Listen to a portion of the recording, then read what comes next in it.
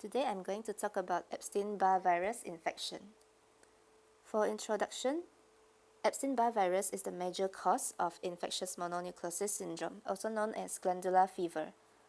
And it can also cause Burkitt lymphoma, lymphoproliferative disease in immunocompromised hosts, and also nasopharyngeal carcinoma. The transmission route for Ebstein-Barr virus is through oral contact with droplets or saliva, so it is also known as a kissing disease. For clinical features, some people may present with asymptomatic, which means they don't have any symptoms, and other people might have glandular fever or infectious mononucleosis once they are infected with Ebstein-Barr virus.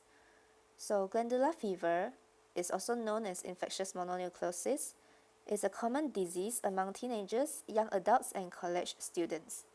Some of the symptoms include fever, sore throat, fatigue, and swollen lymph nodes.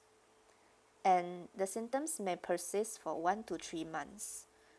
The symptoms are caused by the host's immune response to the infection rather than the virus itself.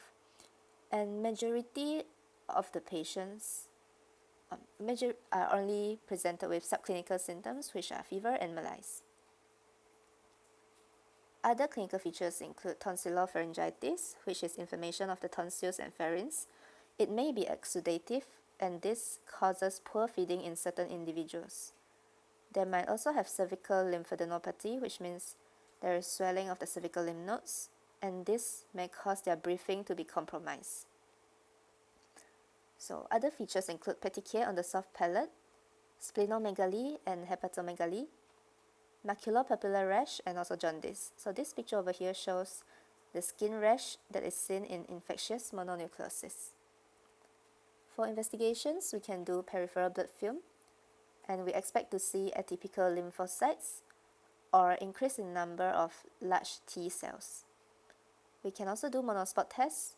If positive, indicates the presence of heterophile antibodies, but however, this test is often negative in young children with this Ebstein-Barr virus infection.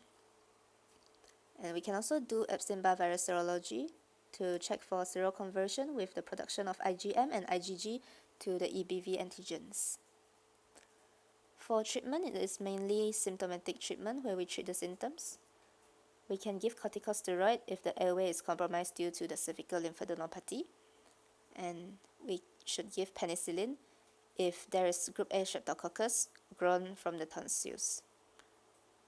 We avoid ampicillin or amoxicillin, which may cause generalized maculopapular rash in the children who are infected with Ebstein-Barr virus. So that's all from me. Thank you.